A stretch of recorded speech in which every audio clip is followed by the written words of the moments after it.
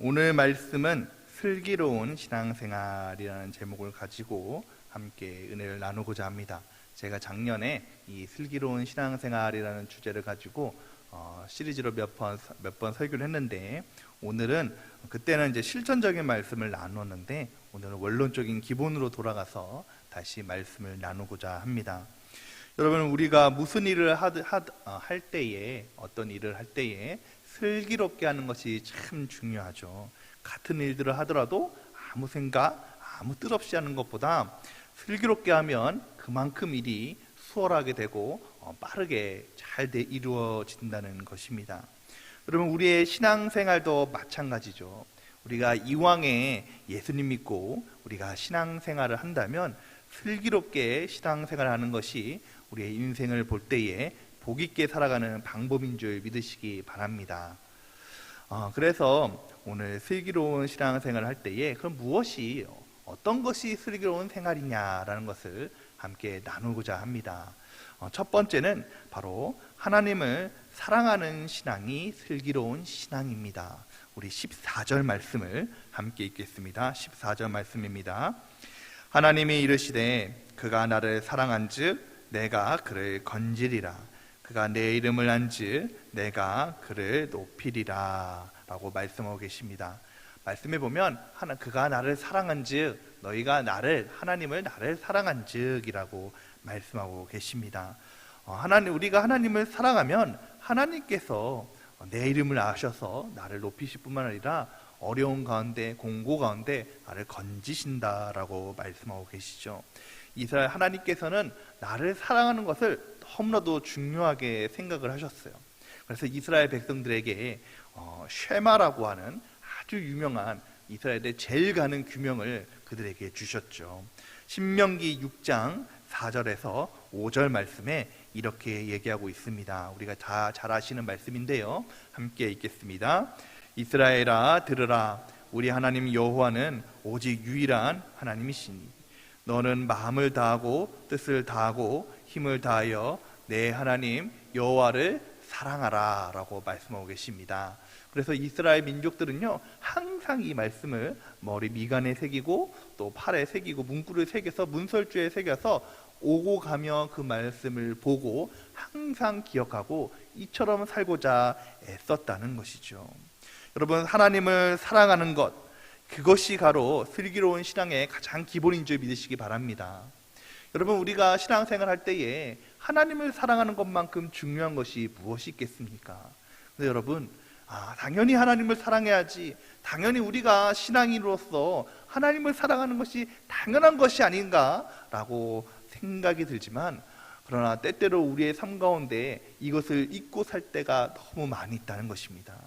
그렇기에 아무래도 이스라엘 백성들이 미간에 새기고 문설주에 새기면서 이 말씀을 살려고 노력한 것 같아요. 여러분, 하나님을 사랑한다는 것은 하나님을 우리 삶의 제일로 우선으로 삼고 살아간다는 것입니다. 내 인생의 최우선으로, 가치관으로 삼고 살아간다는 것이죠. 근데 여러분, 인생을 살다 보면요, 하나님보다 더 중요하게 생각되는 것이 왜 그렇게 많은지 모르겠어요. 어떨 때는 물질이 하나님보다 더 소중한 것 같습니다. 물질이 하나님보다 더 사랑하는 것 같아요. 물질이 제일인 것 같고, 내가 그래도 물질이 좀 있어야 되지 않냐, 물질을 제일 사랑하는 그런 삶을 살기도 하고, 또 이제 나이가 들고 어느 정도 위치에 올라가게 되면은 명예가, 그래도 내가 내 이름이 있는데, 내 자리가 있는데, 그래서 명예가 또 우선이 되기도 합니다. 또 어떤 분들은 자녀가 먼저 되기도 하죠. 내 자녀가 최고고, 내 자녀가 내 삶에서 우선순위가 되어서 내 자녀를만 바라보고 살아가는 사람도 많이 있다는 것입니다. 그러나 오늘 말씀을 통해서 하나님께서 말씀하실 때에 그 모든 것들은 유한적이라는 것입니다. 영원하지 않다는 것이죠. 우리 마음속에, 우리 삶 가운데 절대로 우선순위가 첫 번째가 될 수 없다는 것입니다. 아무리 돈을 첫 번째로 된다고 할지라도, 여러분, 돈이란 것은 있다가도 없어지는 것 아니겠습니까? 없어진 것만큼 돈에 소망을 두었는데 그것이 없어진다면 얼마나 그 삶이 허망하고 그리고 어렵겠습니까? 여러분, 이처럼 세상의 모든 것에는 유한하다는 것이죠. 그렇기 때문에 하나님께서는 오늘 너희는 나를 사랑하라, 그러면 내가 너를 건지리라, 내가 내 이름을 안다라고 말씀하고 계십니다. 하나님께서 내 이름을 알고 계신대요. 여러분, 하나님께서 그 많고 많은 60억에 있는 사람들 중에 내 이름을 알고 계셔서 내가 지금 어떤 상황에 있는지, 어떤 어려움이 있는지, 또 어떤 문제를 가지고 있는지 다 알고 계셔서 그 가운데서 나를 건지시고 높여주신다라고 말씀하고 계십니다. 언제요? 내가 하나님을 사랑할 때에. 사랑하는 성도 여러분, 바라기는 우리가 슬기로운 신앙생활을 할 때에 늘 우리가 아는 것처럼 하나님을 제우선적으로 사랑하는 그런 신앙을 가지시기를 예수님의 이름으로 축원드립니다. 두 번째는 바로 하나님께 간구하는 신앙입니다. 우리 15절 말씀을 함께 읽겠습니다. 15절 말씀입니다. 그가 내게 간구하리니 내가 그에게 응답하리라. 아멘. 여기까지 읽겠습니다. 여러분, 우리가 인생을 살다 가다 보면요, 우리 힘으로 해결하지 못할 문제가 너무 많이 있죠. 아무리 우리가 능력이 좋고 또 아무리 우리가 뛰어나다고 할지라도, 여러분, 내가 건강을 자신한다고 할지라도 건강검진을 받다 보면 생각지도 못하는 그런 병이 생기기도 하고, 또 건강을 우리가 자신하다가도 순식간에 잃을 수 있는 것이 건강이지 않습니까? 때로는 또 어떤 문제들은 너무나도 그 문제가 커서 그것들을 우리가 감당하지 못할 때가 있다는 것입니다. 특별히 제가 말씀드리고 싶은 것은 오늘 제가 간구해야 된다라고 말씀을 드렸습니다. 간구해야 된다는 것은 바로 하나님께 기도하는 거예요.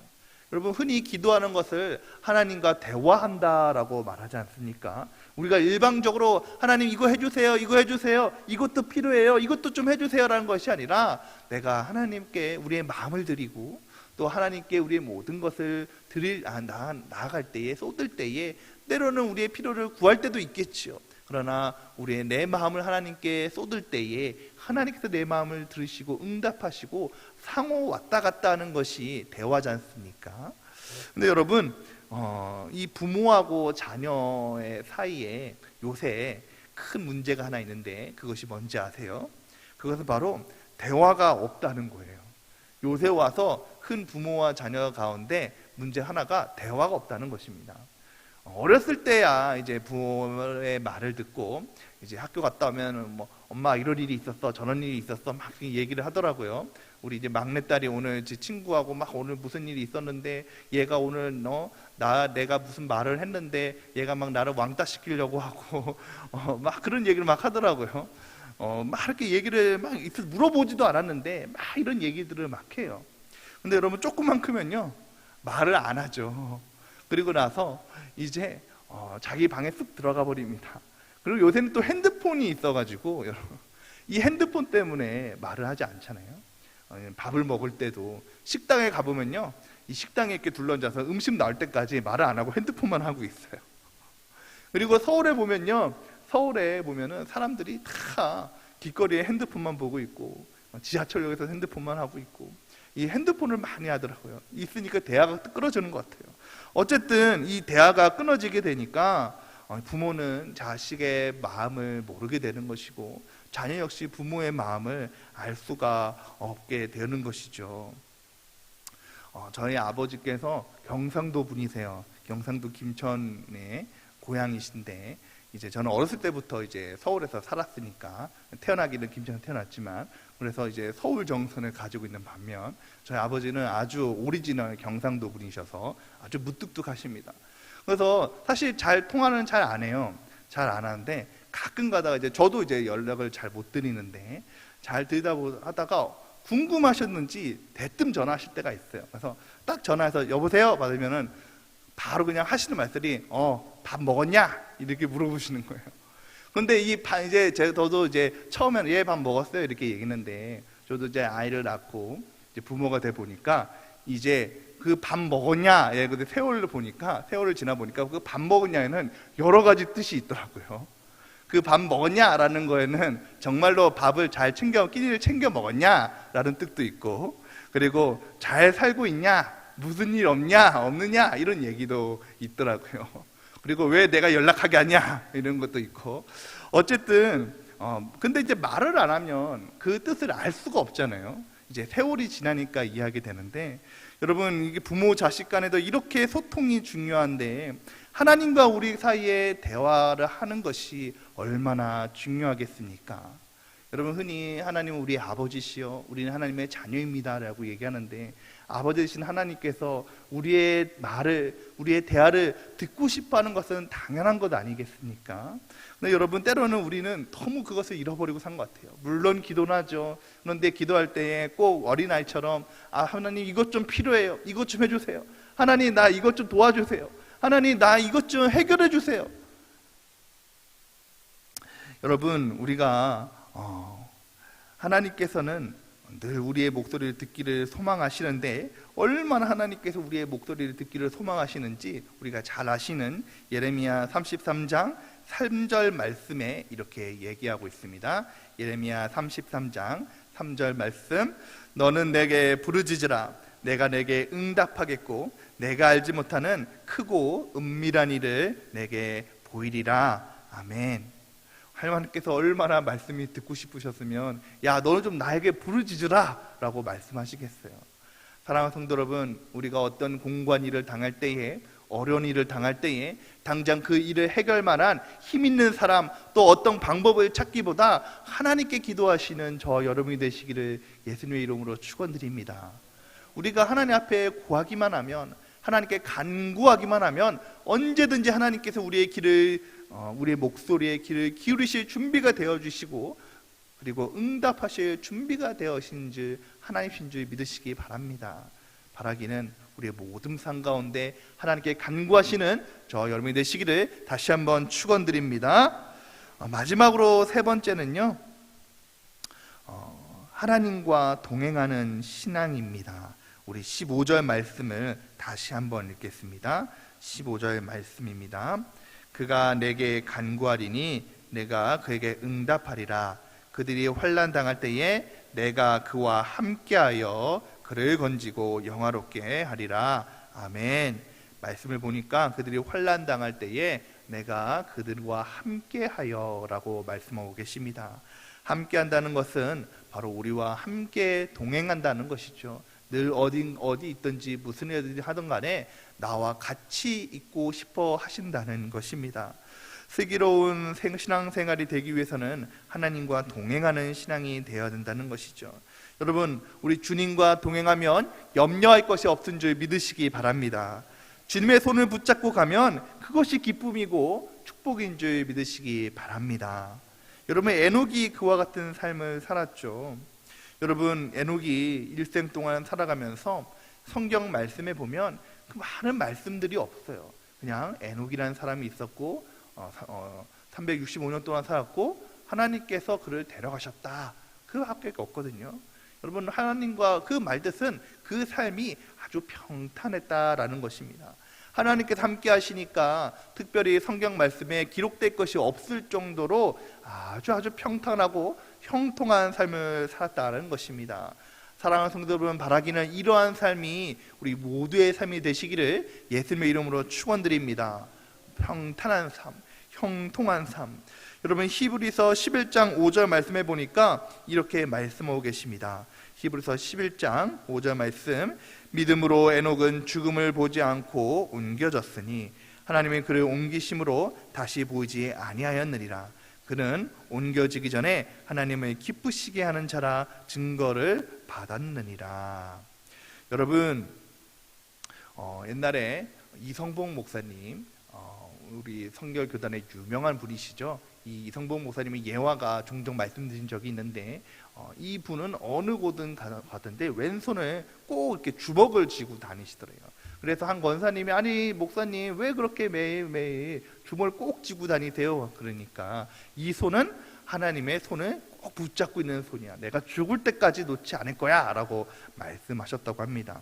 여러분 우리 인생을 살아갈 때에 이처럼 하나님의 손을 꼭 붙잡고 동행하시기를 소망합니다. 여러분 이처럼 하나님과 동행하면 우리 인생에 넘어질 것이 없고 실패할 것이 없다는 것이죠. 무디 목사님이라고 미국의 유명한 부흥 목사님 있지 않습니까? 이 목사님이 이제 아들하고 손잡고 가는데 이 아들이 이제 눈이 많이 왔답니다. 눈이 왔는데 이제 아빠가 걱정이 돼서 아들아 손 잡고 가자 이렇게 말씀하셨는데 아 싫어 손 안 잡고 갈 거야. 그러면 아빠 새끼 손가락만 잡고 갈 거야 라고 그랬대요. 그런데 이제 눈길에 자꾸 넘어지는 거예요. 막 와당탕 넘어지고 새끼 손가락을 잡았는데도 넘어지고 하니까 야 거봐 아빠가 손 꼭 붙잡으랬잖아. 다시 아빠 손 꼭 붙잡고 가자 라고 하니까 이제 넘어지려고 하면 아빠가 다시 한번 일으켜주고 또 넘어지면 다시 세워주니까 아무리 미끄러운 눈길이라고 하더라도 넘어지지 않았다는 것입니다. 사랑하는 성도 여러분, 이왕 우리의 주님의 손을 붙잡으려면 이처럼 새끼손가락만 붙잡는 것이 아니라 꼭 붙잡으시기를 예수님의 이름으로 축원드립니다. 주님과 이처럼 꼭 붙잡고 동행하면 우리 인생에서 넘어질 때에 실패할 때에 다시 한번 붙잡아 주시고 일으켜 세워주시고 세워주실 줄 믿습니다. 여러분 그렇습니다. 이처럼 우리가 하나님을 동행하고 가까이 하는 것이 너무나도 중요한 것이죠. 사랑하는 성도 여러분, 한 치 앞도 알 수 없는 우리 인생을 복 있게 살아가기 위해서는 이처럼 슬기로운 생활을 하는 것이 너무나도 중요하다는 것입니다.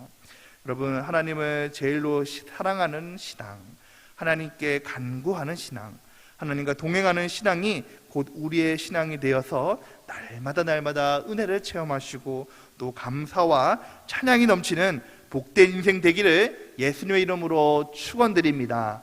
아멘. 이 시간 우리 함께 오늘 말씀을 생각하시면서 우리 찬양하기를 소망합니다. 여러분 우리가 잘 아시는 찬양이 있습니다. 주가 일하시네 라는 찬양이죠. 우리가 하나님을 사랑하고 하나님께 간구하고 하나님께 동행하는 슬기로운 삶을 신앙생활을 살아가게 되면 여러분 저절로 하나님께서 우리 대신 일하여 주셔서 모든 문제에서 자유하게 하시고 우리 마음을 평온케 하시고 우리 마음에 기쁨을 더하여 주신 줄 믿습니다. 이 사실을 믿으시면서 우리 함께 찬양하기를 소망합니다.